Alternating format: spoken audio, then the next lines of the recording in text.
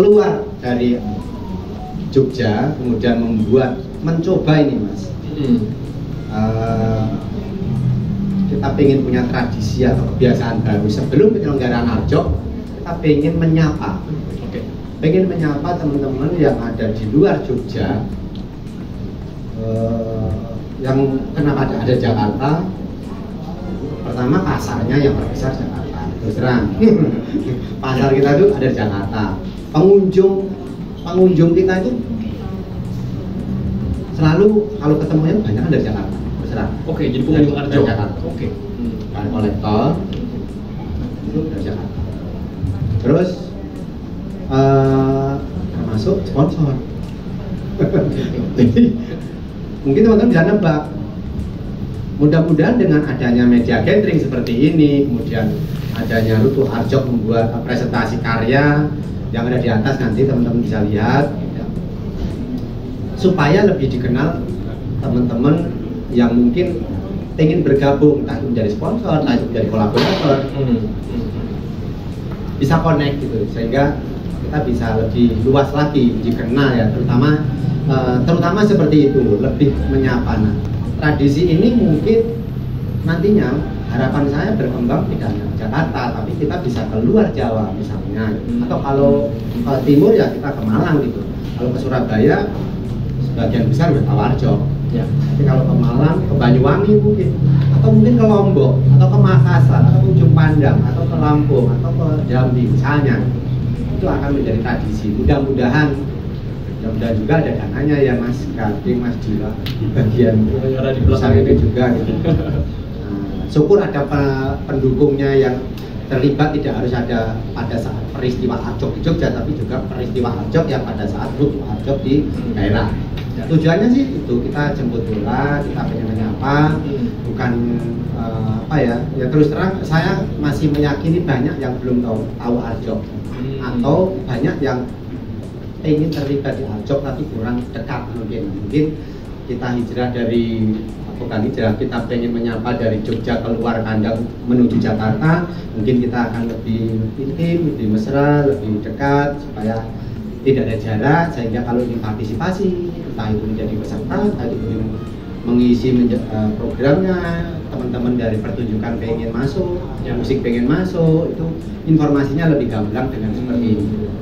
Oke, menarik ini.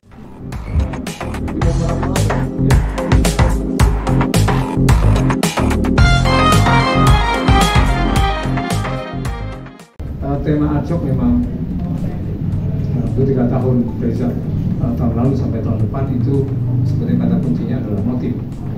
Ya. Dalam beberapa waktu yang lalu saya membaca banyak sekali tulisan-tulisan seni rupa sebelum saya mengusulkan tema ini kepada Mas Heri dan teman-teman. Kata ini seperti hilang di dalam tulisan-tulisan seni rupa kita, katakanlah sejak tahun 90-an. Motif ini? Kata motif itu menurut saya, menurut pandangan saya. Saya berpikir kenapa ya kata ini tidak banyak lagi digunakan, dan kalaupun ada 1-2 penulis menggunakan istilah ini hanya sebatas istilah yang sangat umum, seperti seperti orang pada umumnya menggunakan istilah itu, dan itu berarti adalah semacam corak, desain, pola, sesuatu yang secara visual bisa kita lihat dengan jelas begitu ya. Dan saya ingat di tahun 60-an, 70-an itu banyak sekali penulis-penulis luar kita yang menggunakan istilah itu tidak hanya itu arti itu, tetapi juga sesuatu yang tidak tangible, tidak sekedar visual, tapi juga semacam keinginan, maksud, tujuan, intensi dan sebagainya. Saya mencoba menggunakan istilah ini untuk mengingatkan kembali paling tidak bahwa kalau istilah ini bisa kita pakai lagi dengan cara yang tidak hanya cara yang tidak terlalu sederhana, kita mungkin bisa melihat karya seni rupa dengan sedikit berbeda dengan apa yang dibayangkan oleh kata motif itu sendiri. Tapi karena tidak cukup, menurut saya mencoba menggunakan semacam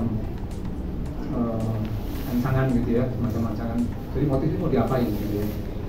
Memang tahun lalu misalnya saya merasa bahwa judul motif lamaran itu bukan tema.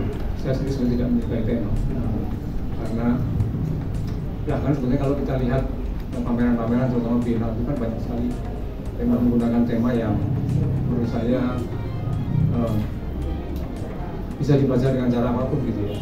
Jadi hampir seperti bukan tema juga. Maksudnya terlalu luas gitu. Bisa terlalu.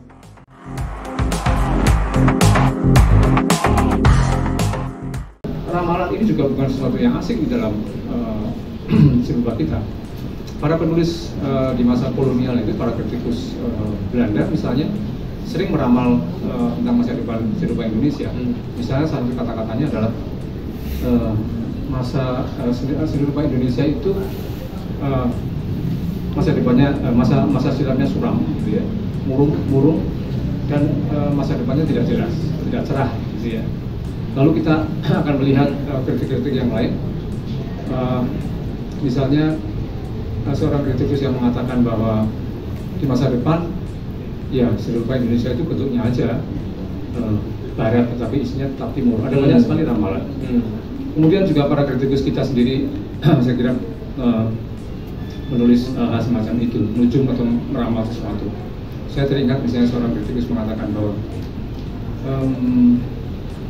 di masa depan, itu saya kira tahun 70-an, di masa depan serupa Indonesia itu akan eksis atau hadir tidak seperti seorang pemain bulu tangkis misalnya yang memenangkan sebuah misalnya sebagai juara dunia, tapi seperti seorang Jawa yang bangga dengan kerisnya misalnya. Jadi ada banyak sekali ramalan yang saya pikir kenapa seni rupa harus diramal ya? Kenapa masa depannya harus diramal? Sujoyono saja pernah mengatakan itu. Kami tahu kemana seni Indonesia akan keluar, seterusnya. Lalu saya mencoba mengaitkan ini dengan situasi aktual kita sekarang ini, di mana begitu banyak hal yang pertama begini, kita juga memperhatikan ada banyak seniman yang melakukan bermacam-macam riset sejarah, gitu ya, riset visual, riset etnografis gitu misalnya, atau riset kebudayaan, segala macam, riset tempat, lokasi, dan sebagainya. Saya kemudian berpikir apa yang bisa dikerjakan oleh hasil-hasil riset ini, terutama yang kaitan dengan masa lalu, untuk melihat ke depan. Apa yang akan berubah pada tempat-tempat itu, tempat-tempat yang dikunjungi, situs-situs, fakta-fakta di masa lalu, apa yang bisa kita bayangkan itu beberapa tahun ke depan. Dan kita tahu sekarang dengan misalnya kehadiran kecerdasan buatan yang luar biasa yang bisa menghimpun data apa saja seakan-akan dan bisa menentukan masa depan kita. Menurut saya tema ini mungkin relevan untuk dilihat oleh para seniman. Setidak-tidaknya mengimajinasikan kembali, tidak sekedar pengen tahu masa lalu, tetapi bermain-main juga, Supaya mengimajinasikan kembali apa yang akan terjadi di masa depan. Ala seniman ya, saya tidak mengatakan bahwa mereka satu-satunya orang yang akan meramalkan itu, tapi kembali kepada para kritikus di masa kolonial tadi misalnya, kaitannya dengan seni rupa misalnya.